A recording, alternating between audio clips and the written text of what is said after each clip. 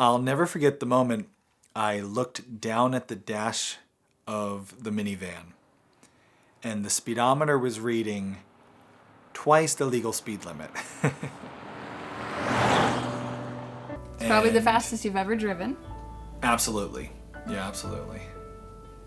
But we had a really good reason. I wasn't even worried when I passed by 2 police officers that were parked. I think they were chit-chatting. If they had pulled me over, I would have really quickly got them to let us go because you were in the back of the minivan and you were in labor.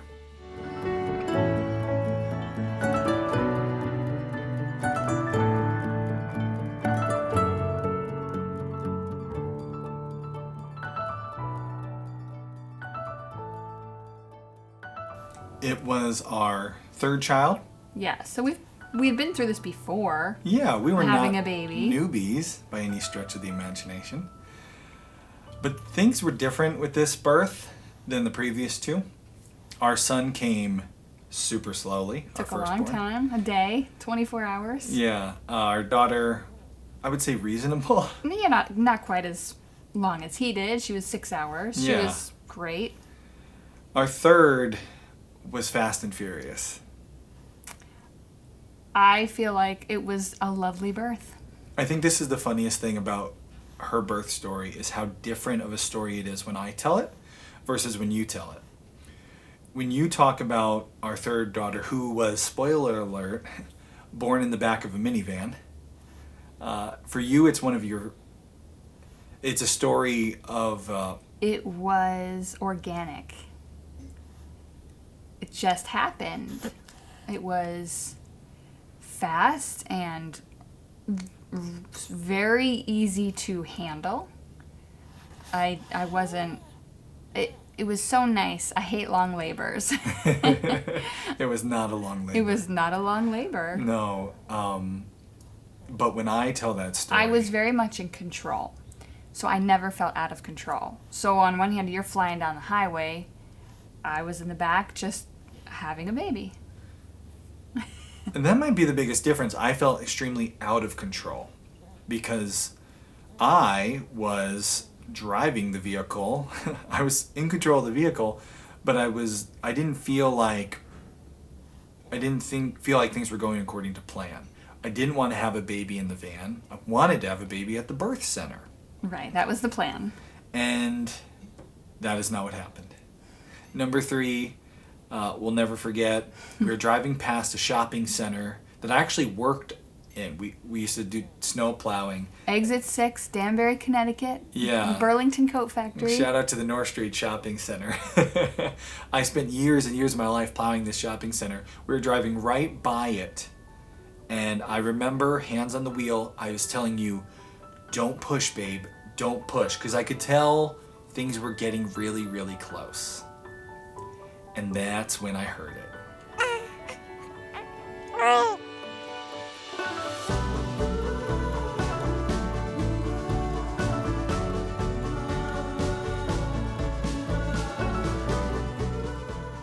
I heard a baby crying, and I said, don't push. And I said, the baby's here. She was out. She was born. Having a baby born in the car, I feel like set the tone for every single birth after that. And if you don't know, we have 6 kids, so that would be 3 more births. I feel like it changed me and you. I know it changed me a lot. Yeah. You felt scared by it. Yeah. Like, look at this. This can happen at any time. A baby can just come out. Whereas I felt awesome. Like, I don't need anybody else to get this baby out. I don't even have to be, like, in a house, in a bed, in a tub. I can be in the backseat of a van flying down the highway, and I can have a baby. Those feelings, feeling awesome, feeling worried, I feel like that mix shaped what is this birth of our number 6, which that's what we're going to talk about in today's episode of Homesteady.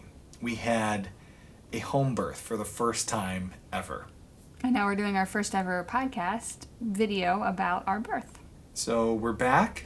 You took a 2-month maternity leave. Almost to the day, our baby just turned. Just so you know, I'm still on maternity leave. Oh! I'm going to take a year. We're doing the podcast, though.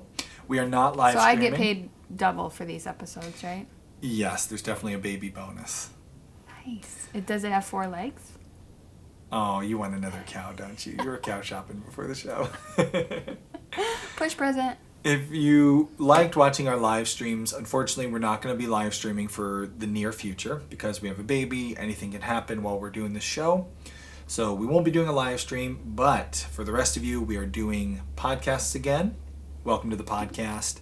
If you're watching the video version of this on YouTube, we will be playing these video versions, just not live. So I hope you enjoy watching them. Today's episode, home birth, and how you convinced me, the universe convinced me to do this, and how it went.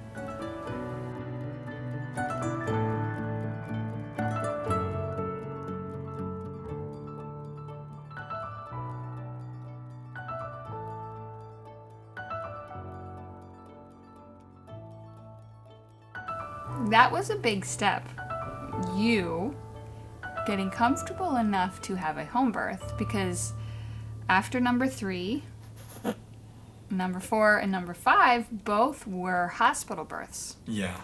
Those were my first 2 hospital births. The first 2 I had in a birth center, 3rd one in the car, 4 and 5 hospital. This is probably a good spot to do our disclaimer. You've had every kind of birth except for a C-section, right? So you've had at home, in car, birth center, hospital, natural, unmedicated, and epidural. We're going to talk about your story, our story today. Yeah, this is about us. This is not a criticism of what anybody else does. But I think you and I both believe strongly that the medical system does need to improve how they're handling women and birth. I started kind of down this track. I stumbled into this way of thinking. I mean, you know me, I'm kind of like I never trust the medical system. I'm not a big truster of authority as it is, right? Yes, that is what you have become. But when it comes to birth, being your husband, feeling a little bit out of touch with the whole birth process, I feel like naturally I have been more of a worrier and relied on the traditional medical system to be my safety net. I want to make sure there's the doctor there and all the stuff that is there to protect us and make sure everything goes smoothly. It wasn't until I listened to a podcast. I've talked about the Survival podcast before, Jack Spirko's show. A big fan of Jack's show. We'll have a link to this episode in the show notes. Jack was interviewing Ashley Schneese, who is a doula and a nutritionist, registered dietitian nutritionist, and the topic they were talking about was birth. And that episode, they were talking about birth freedom. It was just I was, I think, a few months pregnant. Yeah, and I would have never even listened to this episode.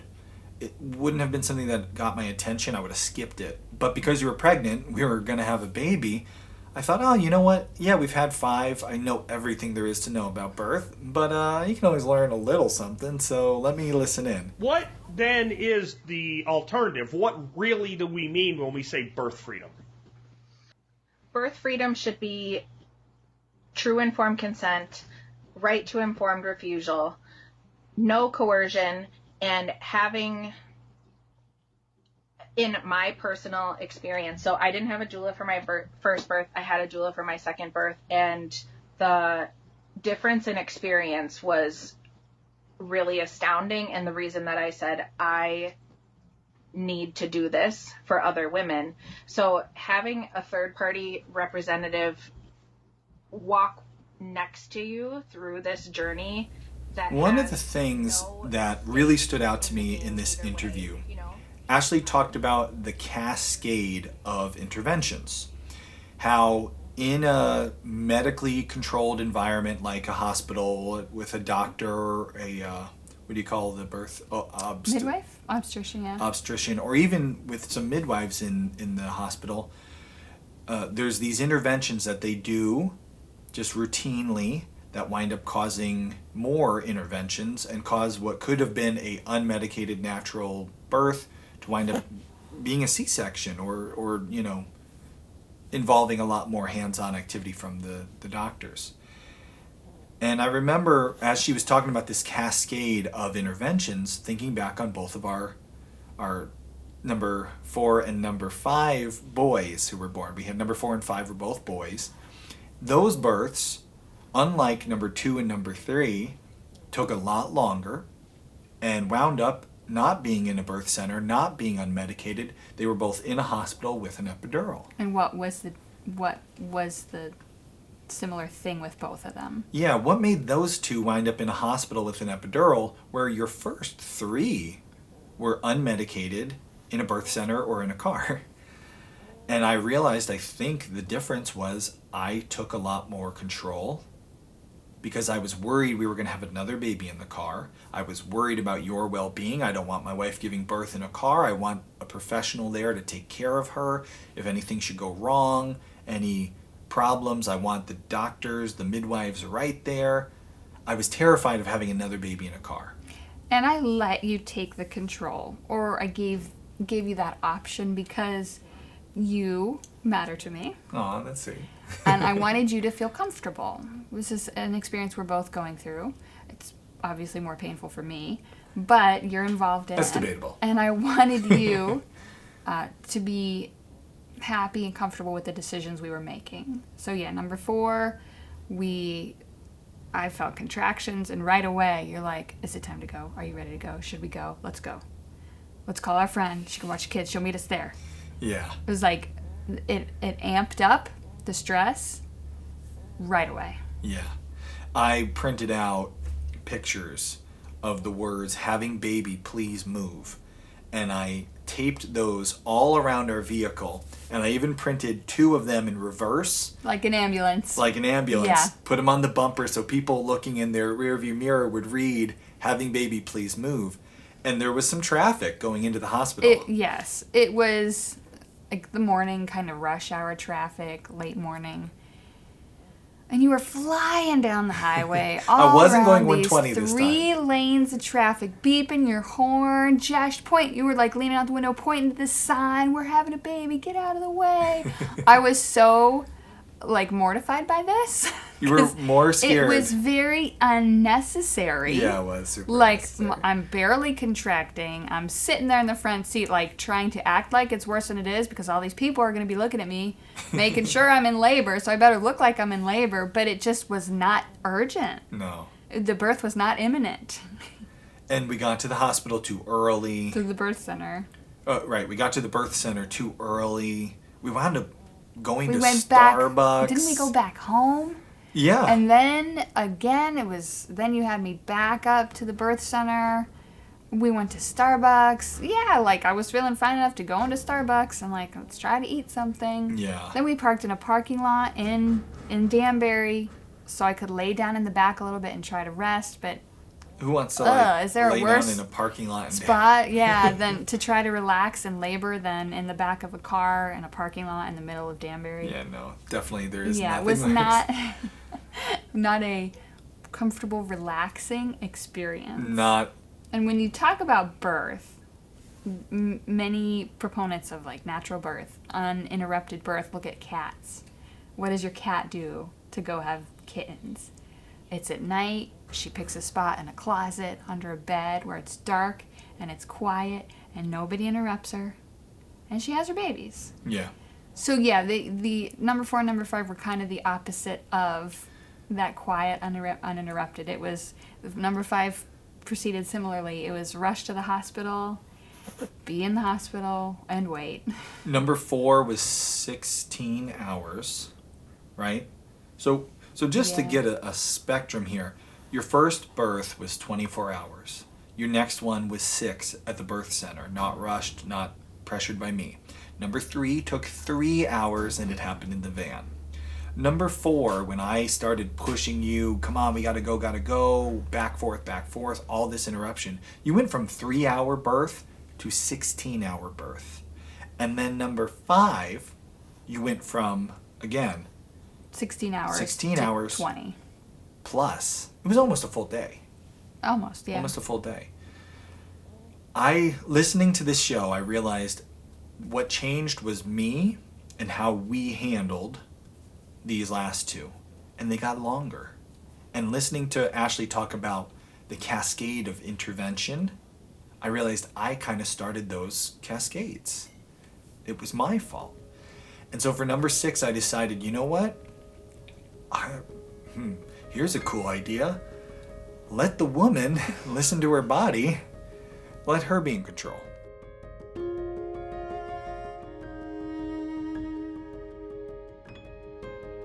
And you asked me, I remember we were in the bedroom, you said, if I would support you, would you have a home birth? Yeah. And I said, yeah. I've always wanted a home birth. Yeah. I chose not to with the first because I hadn't had a baby before, wasn't quite sure. It was nice to have the safety net. But at this point I knew, after van baby, I could have a baby and I didn't need anybody. Yeah. Now, we could hire a midwife to have a home birth, but to be at home, this was like a dream of mine. To have a baby, to be at home, to not have to go anywhere, no car ride during contractions, no birth center stay, no getting back into the car and coming back home after you have a baby, to just have a baby, be in your bed, and to just be home. One of the hardest times, I think, for you is always after the birth. And that idea of not being interrupted in the hospital. Every hour they're coming in and checking on you, waking you back up. You start drifting off. They're, hey, we got to check your this, got to check your that. So yeah, that idea of like being home and just resting and being with your baby, it sounded very nice. I was still not super comfortable with the idea, but I did realize my decisions in the past had not led to a better, and when I say better, I mean they had not led to a... Like ideal. What you wanted. I mean, you wanted a shorter labor. Oh, yeah. Everybody ever. You don't want a 16 or 20 plus hour labor. You want a 6 or a 3 hour labor. And my 5th labor was very mild, very easy. But I think you saw in the hospital how much they push the process along, because I wasn't having hard contractions, but I was progressing. But they kept suggesting like, oh, we could break your water. If you want to be done in an hour, let's break your water. Yes. So when you're laboring for almost a day and you're worried, your kids are being watched, your farm's being watched, you kind of already feel the pressure of like, there's a lot of stuff going on. Come on, baby, come on out. And somebody says, hey, you can be done in an hour. Don't forget, I could break your water. You could be done already. It's just these little nudges that are given that do interfere with the way your body's processing this birth. You did a lot of research before this about just the body's natural sequence of birth, right? And how it works and what helps things progress. And explain a little bit to someone who doesn't know about the cascade of intervention, how that interrupts this. What's the natural progression supposed to look like, and then how does that change with interruptions? It's all your hormones and the way they're working and your comfort level, how you feel secure. Your body knows what to do. But when you start doubting it, when it becomes mentally, your hormones are being interrupted, somebody starts introducing fear into that, it totally inhibits the hormones from doing what they're supposed to be doing. They'll say the first intervention is leaving your house. So already taking that step, you're messing with your hormones. Because you're in your safety zone. You're in your safety zone. That's where you're comfortable. That's where you're going to feel the most comfort, is at home with one person. How you made the baby, how you should birth the baby. Yeah. Same situation. Yeah, very intimate setting. Now, again, we're talking here, this is a generality. This is not everybody is going to be able to have this kind of birth. Yeah. This just applies to the entire show. There are people who have had traumatic birth experiences. And if this show might trigger that, there's nothing wrong with saying, sure, I have a live baby, but I had a traumatic birth experience, and getting some help processing that. So it's a good time to say, if you have had a traumatic birth experience, maybe don't listen to this episode and instead get some help to process that. And I also just want to mention, we also understand, obviously, in this episode, we're talking about what we liked about this home birth experience, but it is certainly not going to be everyone who can have a home birth. Right. There are legitimate reasons why certain people should not do this. Whether the amount of home birth that could happen out there could be more, we get it. If somebody back home is watching and saying, hey, I had this issue, I had to go to the hospital. Again, we're not judging. This is just our story we're sharing. So you leave your house, you get to the hospital, they triage you, right? They're checking you. So internal exams, not going to be comfortable.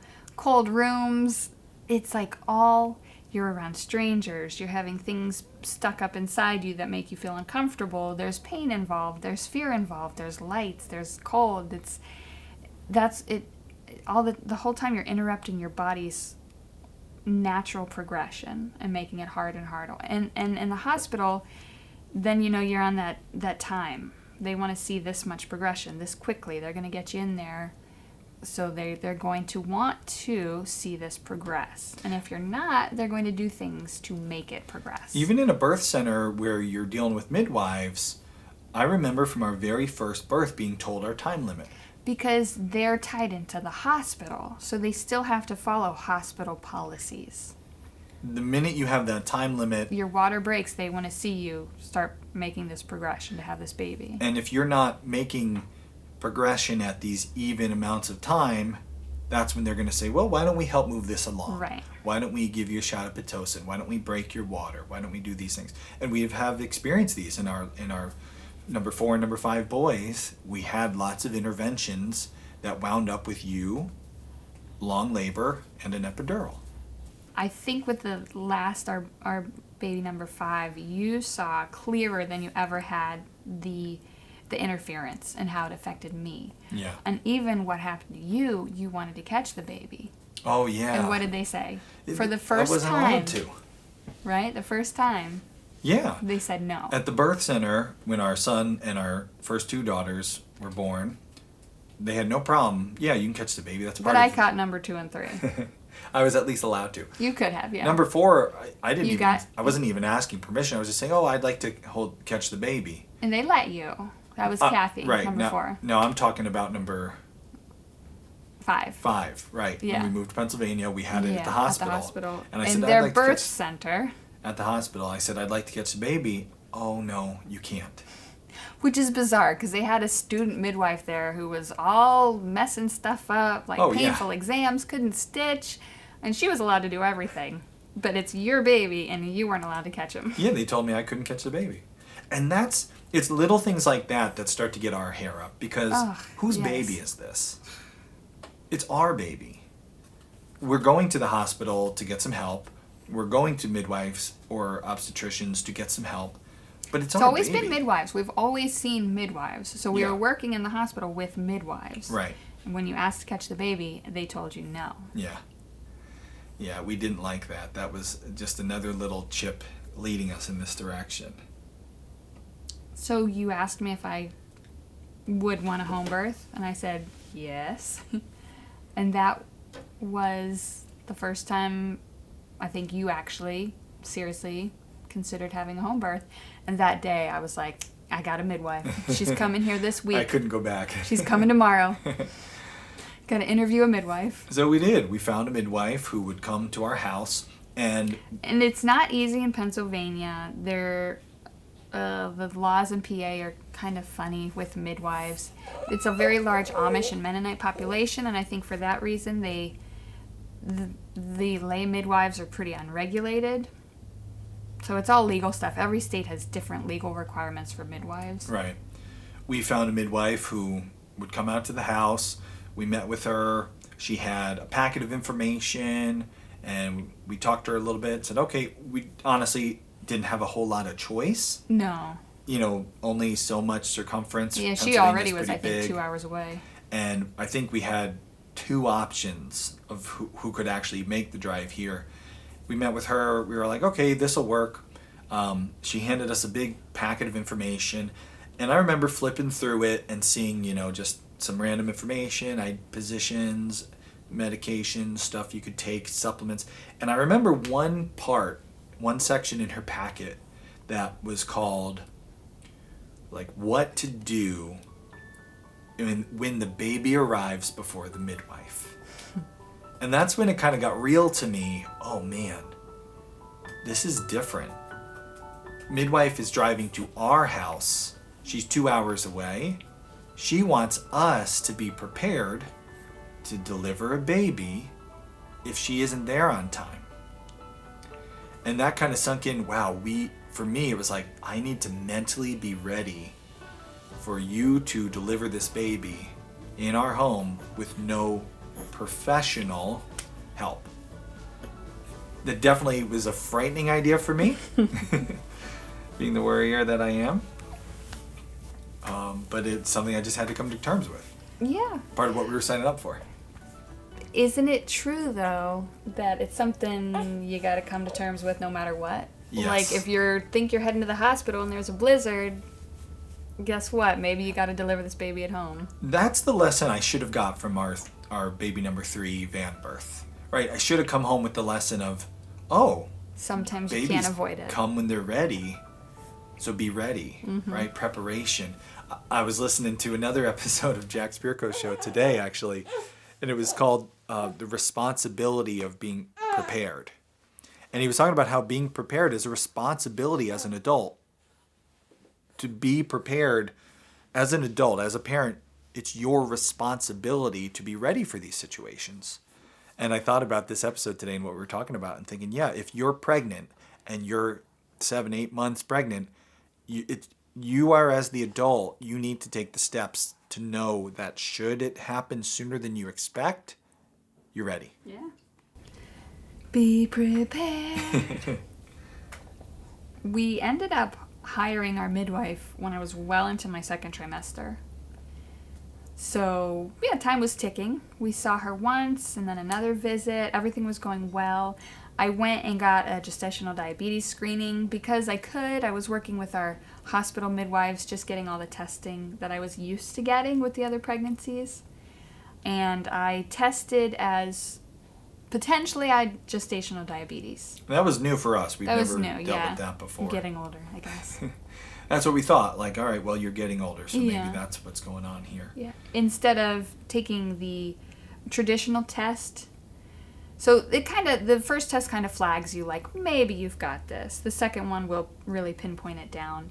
I opted to do a week long of testing my own blood sugar.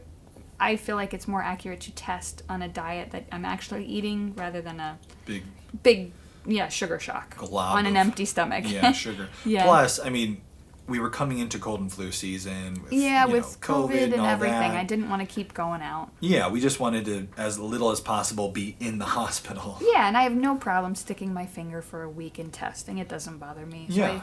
they sent me the meter. They said, here, this one, your insurance will cover this meter. Here's It this has meter. an app and everything, and you can connect it so the doctors there can see it. Yeah. And we thought, great, cool, we'll use that meter, let's do this. Yeah. So we started testing I it. started testing. I used the meter. I was eating pretty low carb. I went back to even less carbs. You tried really hard to control this with diet.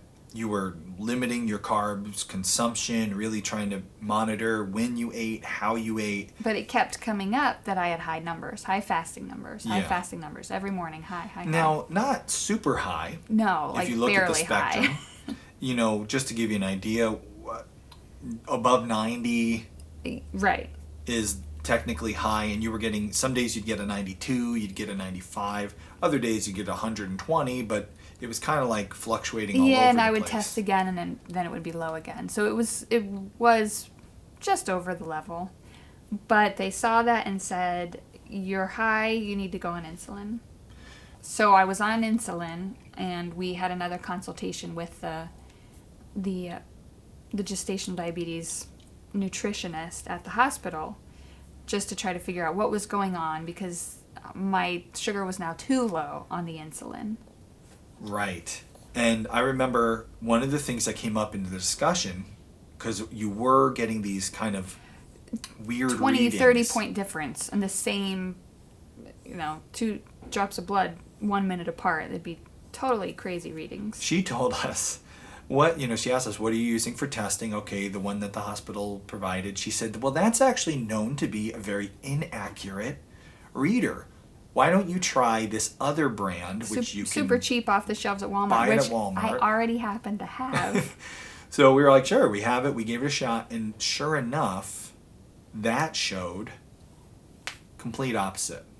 I stopped the insulin, tried the other meter, and my numbers were great. I took a couple days and I sent the screenshots to the experts, and she said, you know what, keep doing what you're doing. The numbers look great. So we're thinking, great, no problem. Let's keep going with our plans. But that's not what happened. Because I was on insulin, and during those, I think, 10 days I was on insulin, we talked to the midwife to see if there was anything else we could do to manage this. How should we handle it? And she said, well, you're on insulin now, so I can't see you anymore. And she fired us.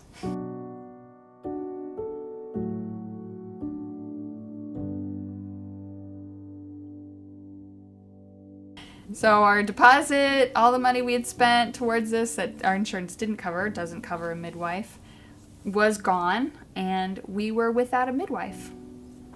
And also didn't have gestational diabetes after all. No insulin. I didn't need insulin anymore. My blood sugar was great. I did not have gestational diabetes according to the blood sugar that we were seeing. But my midwife would not take me on. No birth center would have me, and no midwives in the area would see me as well. This was a really frustrating time in this whole pregnancy, because when you make a mental decision like, I'm going to have a baby at home, you do have to convince, I know I did, I had to convince myself this is the right decision. This is a better decision for us. And so I had to look at the pros and cons and say, these things I don't want to happen. And if we have the baby at home, they won't happen. So let's have the baby at home. And suddenly it was, oh no. Yeah. What are we going to do? We had to switch our mind to now we have to have a hospital birth, because no one else will see us. And I have a whole list of things like, okay, these are things we have to ask our hospital midwife at the next time that are important to us. Because now we have the label of insulin dependent on gestational diabetes, which means blood testing for the mother during labor and delivery and after, and then blood testing for the baby. And, in a hospital, who knows where that goes? Oh, baby looks a little lethargic. Let's take them to the NICU. Let's give them some formula. I don't want formula. Start trying to get colostrum out. Well, you don't have colostrum. It's cascade. Cascade all over. A cascade. Again. So this is what I wanted. I didn't want any med students. I didn't want any. I wanted minimal interruptions. Everybody whispering. This is all this stuff like, okay, in order to assist my body to have a good labor and delivery, these are the things I know are important physiologically. I mean, the beautiful thing, you'd had 5 children, and you could look back and say, when you had them at a birth center or in the back of a van, which is also dark and quiet, when you have darkness, when you have quiet, your midwives at the birth center back in Connecticut, one of them sat in the corner on her phone. She was great. The whole she time. didn't do a thing, which was great. I at the time was like, what are we paying her for? She was just sitting on her phone. But that was what her style was, like, hands off, let you do your thing. I'm just here if you need me. And looking back, that was awesome. That worked great. So you could say, like, when I have quiet, when I have dim lights, I have a quick labor, a smooth labor. But it's a hospital. So there's constant interruptions. They need lights. There's monitors. They got to monitor you. And now that they gave me this label, they won't take that label away, even if it wasn't right. So now I'm going to have to fight. We're going to have to fight on what is probably our last baby. Yeah. We're going to have to fight every step of the way to get the birth that we would like. And I remember you pep talking me, reminding me, you're going to need to be my confidant or my champion. You're going to need to be my champion. And I don't love confrontation. I'm not like a super like, "Rah, rah." So I was like, okay, I'm going to look at these doctors and these midwives. I'm going to have to, know my stuff and be able to talk with authority. And we had a chance to do that when we did the video call with the midwife to kind of go over, to let her know, hey, my numbers look great. I don't have gestational diabetes. I'm not on insulin anymore. How will this affect our birth? These are the things we'd like to do. We started down our list. This is important to us. This is important to us. This is important to us. I want to catch the baby. We want the lights Minimal dim. monitoring. You don't want to be on this or that, and you don't want these shots given to you. Yeah, all evidence-based things that are shown to benefit your birth. Right. We told her that the last birth, Austin was allowed to catch the baby. There were things that happened we didn't like. Oh, I'm sorry that happened to you. Okay, well, we'd like minimal interventions this time. And she said, well, you want to work along with the doctors, because if not, they can refuse to provide you with care. And we were like, after that call, you are threatening us to not care for us if we don't go along with what you want and how you think it should be. It absolutely felt like a threat. It was with a smile. She's a midwife. She's got the bandana. She's very crunchy. But it was, and it wasn't coming necessarily from her. No. She was just warning us, hey, I know you guys have this ideal in your mind, and I appreciate that, but we do have to make sure we're cooperative with upstairs. Otherwise, they can refuse you. Which, whether or not it was from her, whether or not it's what she wanted to say, the fact that management there was saying, hey, you're going to do it our way or you're not going to be here. These are our hospital policies, which are not rules. So if there's a hospital policy, if you're going to give birth that you don't want to do, you have the right to say no. They have to inform you that these are your options. You have the right to consent or the right to refuse. And it really was made to seem like we had no right to refuse. Yeah, no, we had to, or pick our battles, because if we get too difficult, they won't want to work with us. And we were... And I think both of us at that moment thought, no, I refuse to work with you. Yeah. No, I quit. I quit. You don't fire me, I quit. I quit you. Because that's, And that's my what we right. did. And that's our right. Absolutely. They're working for us. Yeah. We're not working for them. So we did. We quit that hospital. We said we're not working with, if that's the way this is going to go. Why are we going to drive an hour away Yeah. to a hospital where we're going to have to fight every step of the way for what we'd like? So, of course, we still needed to figure out what are we going to do. Should we give birth in a hospital? We started looking at local hospitals and finding a place very close by to where we live where, you know what? Since that other place isn't operating, even though it's got midwives, it's not doing anything to match us. No. This place is close. It's fine. We Yeah. can go there. Yeah, and at the same time, we have a Mennonite friend of ours who's a midwife. She's had 9 babies of her own, and in the Mennonite community around here, she is everyone's midwife. She really gave us, I think, confidence to be able to stay home in labor until we knew we were close to having the baby, so we didn't have to rush off and do anything. She gave us tools that we needed to labor at home, and if the baby came super fast, like number 3 did, we felt confident to be able to handle it. Yeah. Because she was close. If we needed her, she said we could call her. Yep. And having her there, knowing we could get to our local hospital very quickly, we decided to put together a really good plan for laboring at home. This was advice that went as far back as our first birth. I remember our midwife at the birth center in Connecticut told us, you really want to labor at home as long as possible. As you can.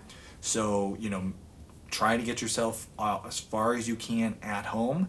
And now we had a really good idea of what that looked like. So you put together a really good plan for us. Very comprehensive. Very comprehensive. Because I needed to have an undisturbed laboring time. And my husband has a tendency to ask a lot of questions. You put together, and I loved this. You were like, you warned me. You're like, I'm going to put together a binder. It's not because I think you're stupid. But I don't want you to worry, and I don't want you to ask me 100 questions. I did not. So you put together a birth binder. Yeah, there's no label on it. I didn't get that fancy. But I stuck it on your desk and I said, read through this. This is everything we need to know. And just to give you an example, I mean, you really, really went into detail here. You coached me. It's cool because you wrote this ahead of time and you coached me, knowing me, how I am as a worrier, knowing what I'd be wondering. You wrote little notes in this to me. So, like, here we go. I'll just give you this segment. Early labor. Contractions are manageable, easy to talk through and between. So I would know, okay, that's where we're at. Keep yourself busy. That's him. That's me. It's not me. I was talking to Austin there. Get the animals outside ready for the week. Set out round bales, fill water, etc. Keep the kids busy. Feed them. Lord knows they won't let you forget that. Later in labor, keep peeing. That was for me. But I'm sure you could use that advice too. I may want to keep kids away. Yes. Keep calm. That was for you. I've done this 5 times already. I can do it again. Little notes like that, I remember reading during your labor and it hitting me like, okay, yep, she's like, you were talking to me and you couldn't talk to me during this time. Well, I didn't want to. I could talk. Yeah, but I remember reading it and just, okay, good, okay, keep calm. And then when I'd worry, okay, remind me to pee every half hour. Okay, have you peed? Okay. I don't think you ever asked me that, I know, actually. I did forget to remind her. Because I was fine doing that on my own. It was like, I have done this 5 times. I'm confident. I'm in control. I can do this. That's how I was feeling going into this. Like, I can labor at home for as long as I need to.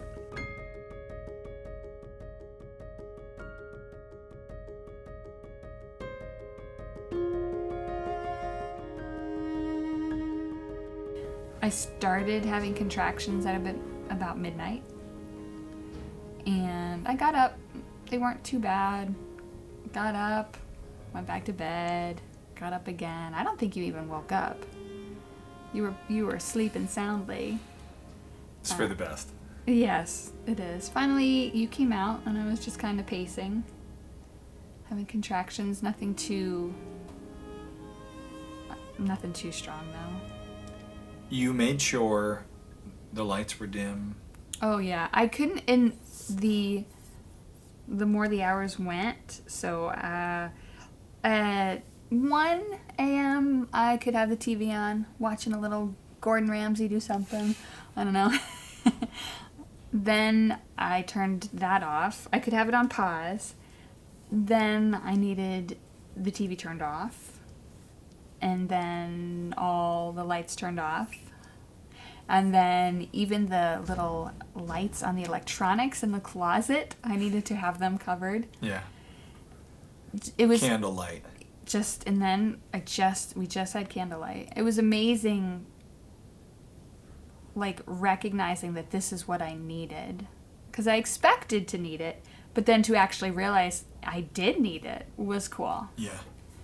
So then, then by 3 a.m. it was just candlelight. Everything we were doing by candlelight. You set out a little bit of food, so I was munching on a couple bites of this, kept sipping orange juice or having drinks of water. I was trying to not interrupt you. I was trying not to be too hands-on, so I started organizing. You were following me, remember? And I was like, you don't have to follow me yet. I was like creeping. Yeah, it was too much. I was like, I said, you can go into your office and work if you want. You remember that? Yeah, that's right. I went and did a little work. And then I started, as we got closer, I opened up all the supplies, all the different tinctures, all the different supplements, the teas and the drinks, the candles, the warm blankets, the gauze pads, anything we might need as we came closer. You had everything prepared. You were prepared to have, if this baby was going to be born at home, we had everything we needed. And I remember I unpacked it all by candlelight with your binder open, coaching me through this. You had read this previously, right? Yes. Before I started having contractions? I actually finished the binder, not when you were in labor, But that day, 2 hours before night, I you think hadn't were- shown signs. You weren't like entering labor. We were 38 and a half weeks. And I was just like, I better finish that binder up. All of my babies have been born at 39 weeks. We were 38 weeks, 3 days. Yeah, I figured So we getting weren't close. to 39 yet. And so I'd read through it, just finished it right at the buzzer there. I'm always a Always. procrastinator, always. Even with childbirth. So you followed me. I said, go to your office. And then you came out again, and I started asking you could you just rub my back a little bit? Yep. Do you remember I walked outside? I wanted to go for a It walk. was 19 degrees It was out. the middle of the night. I really had this fantasy of going for a walk around the field. But it was 3 a.m. and it was freezing so outside. It was a full moon, wasn't it? It was beautiful, Yeah. but cold. It was So I so walked cool. out to the barn. I did a couple of circles, and then I walked back inside, frigid, Yeah. shivering. So I got into a hot bath. Yep. You took a Stayed hot in there bath, for about warmed up. 5 minutes. Yep. Got And out. you came out, tried doing a little bit of back massage, a couple things I had read in the what's that? Bradley book about massage, and they just didn't. It wasn't I was cutting like, it for stop, you. stop, It it's hurt me, hurting, it you're hurt me. hurting, stop hurting me. That really tugs at your heart when your wife, who's already in labor, you're trying to help, and she says, "You're hurting me." Like, I'm worse than labor. Awesome. Austin, worse than labor. Anytime, babe. Anytime. So at that point, you're getting closer. Now, we don't know this. We No. don't know. We're not. I mean, your last 2 births were 16 and 20 plus hours. So I'm thinking to myself, it's 4 a.m. You've been laboring for 4 hours? Yeah. I'm thinking I don't want to have this baby in the daylight, but we're getting close to daylight. Dawn's coming. Yeah. It's but I don't know how much longer I can go. Dang, if you've had a baby before, you know what that means. As soon as you start saying I don't know how much longer I can do this, that's transition. You're almost there. It still didn't feel it didn't feel imminent. Yeah. No, there were no signs. No. Especially to I someone know, and what watching. signs do you want to see? A head bobbing. Water breaking, right? Yes. There wasn't that as a sign. Yeah. The only clue, like you said, I'm going to open my binder again here. You started saying to me,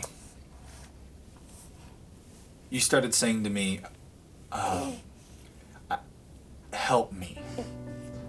Help me. I can't do this. And I remember reading in the binder, just hours previously, in the transition section, you said, I'll feel afraid and like I can't do it. Encourage.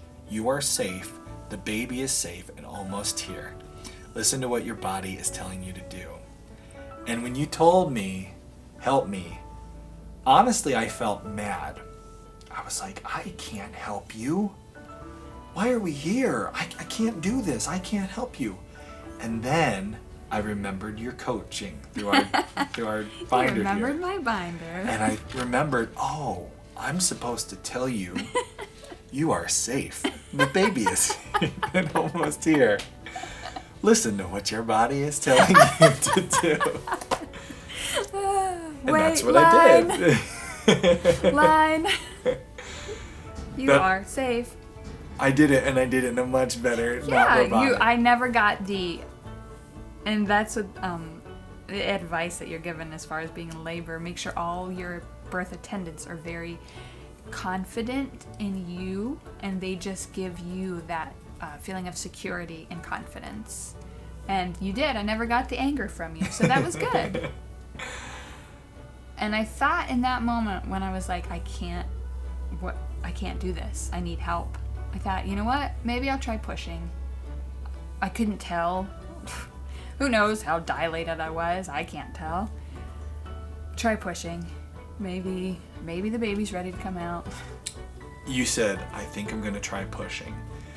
And, the whole point of this is to listen to you, listen to your body. So, okay, we're at home. We're prepared. We have everything we need. The hospital is right down the road. But right now, you're saying, I feel like I need to push. So instead of me doing what I had done previously, get in the minivan, we're getting out of here, I just said, okay, let me get the towels.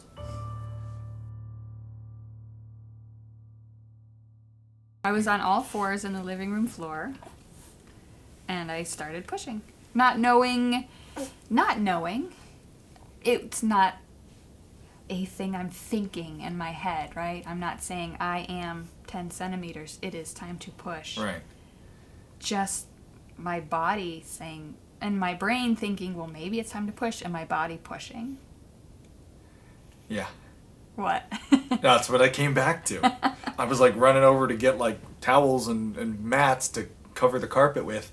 I saw a little head, and I said, I can see head. I can see hair. Come on, babe. I felt the head, so that's great. When you're like, well, I'm gonna push a baby out. Let's see if this baby's ready to come out. And there's a head. It's like, hallelujah! Like this really is happening. So I felt her head, and then you were. I was like reaching down to catch. I put my hands down there, and you pushed them away. And I just like, okay, respect. Give you your space. You push my hands away. Because learning about gestational diabetes, right? I did the deep dive when they told me I had it, and the danger is you'll have a big baby. Your baby will get stuck, shoulder dystocia. So I studied that. Well, what does the hospital do? What do I do? What if we're having the baby because the baby's coming fast and the baby gets stuck? What do we do? I knew everything to do, and the one key is don't mess with it. Yeah. The baby's head is born. Let the baby turn. Yeah. The baby turns. The shoulders come out. That's what is supposed to happen. And it's when you start trying to force it to happen that things can go wrong. Yeah. And yeah, I pushed your hands away. I said, don't touch it. And gave another push, and the baby came out. Yeah. And what did you say? You caught it, and I looked, and I said, it's a girl! You did it! It's a girl. You got your girl. Whew. Yeah. It's a girl. Now she's here. I was amazed. You put so much preparation into this, so much work into this, so much time into this. You got everything we needed. You got me ready. You got you ready. It all built to this magic moment. And I remember just saying over and over, you're amazing. That was amazing.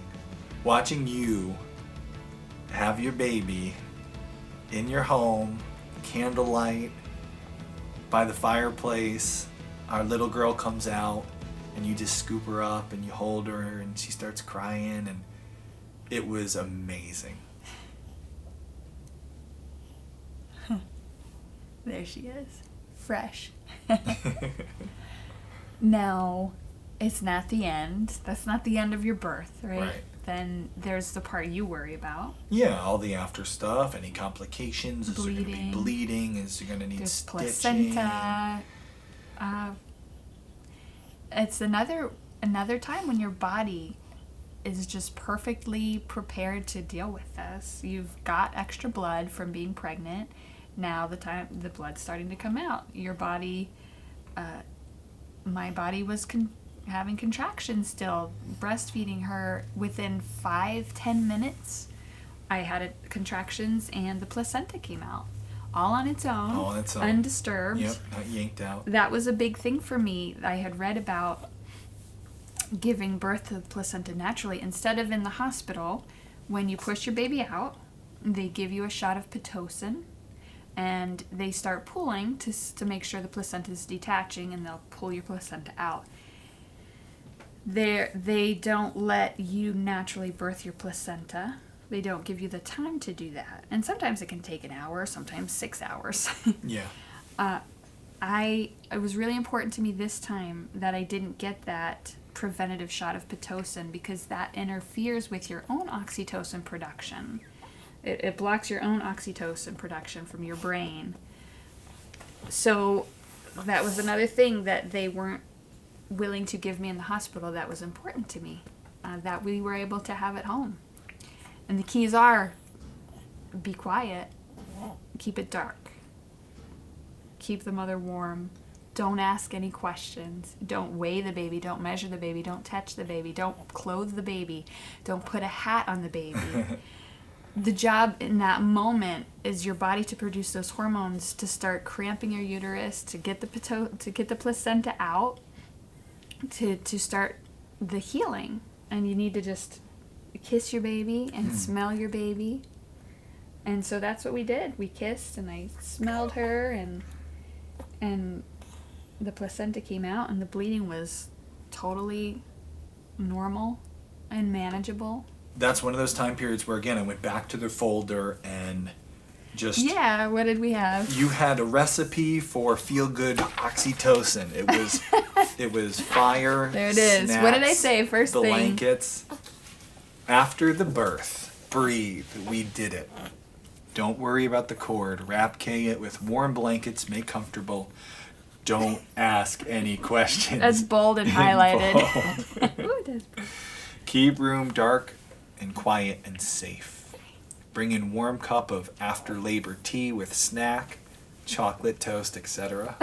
Chocolate toast, period. And then just, don't ask any more questions. Don't worry. When the placenta's born, there's a gush of blood. Don't let that worry you. Put it in a stainless steel bowl.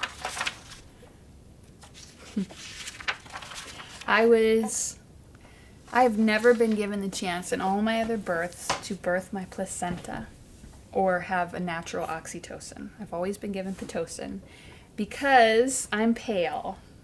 Like, I'm white. Mm-hmm. I am of... If you're listening in on the podcast. If you're listening in the podcast. My wife is pale. Of Irish and Scottish and German descent. I am a pale-skinned person. So my first birth, the midwife looked at me and she said... She was worried about me. She thought I was losing too much blood because my skin was white. And so she gave me that shot of Pitocin. And so ever since then, we've been anxious about me bleeding after birth. So I've always gotten that shot of Pitocin. The hospital, they don't even ask. They just give it to you. Once they see, hey, in the last birth this happened, they review your notes. Okay, well, we'll do it again. You got a shot of Pitocin every time.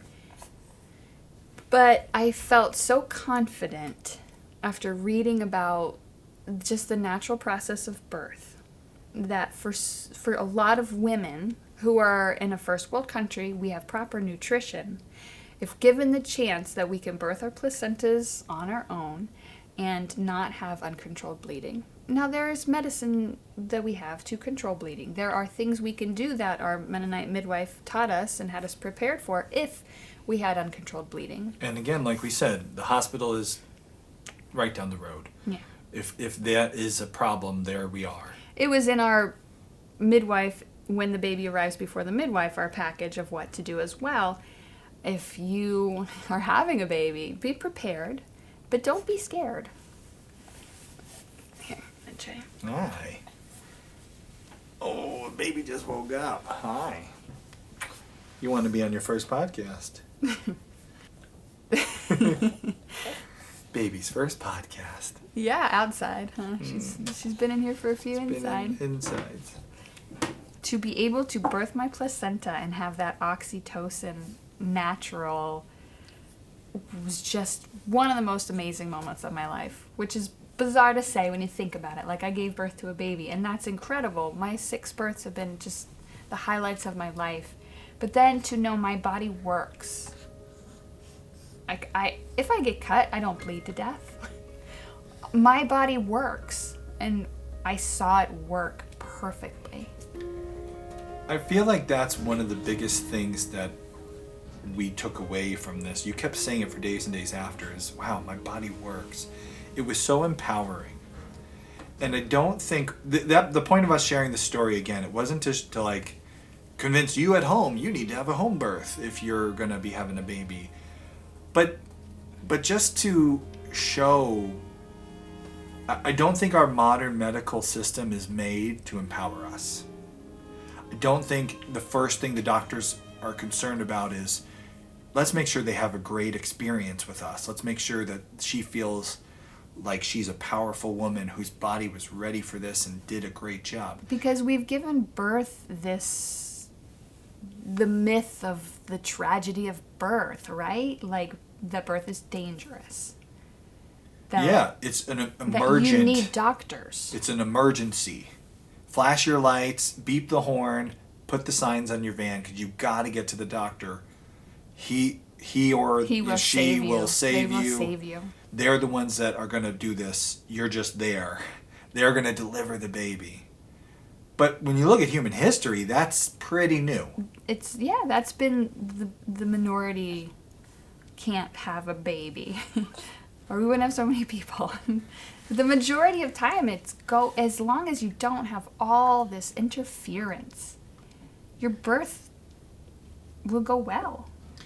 And if it's something that your body's designed to do, it's ready, and it works. Again, not everybody's body works perfectly. There's going to be the outlier.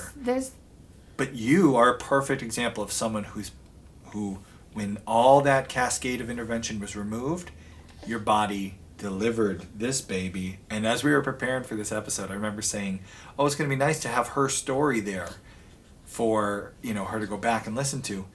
And you said, actually, it's my story. She was born, it's part of the history of her.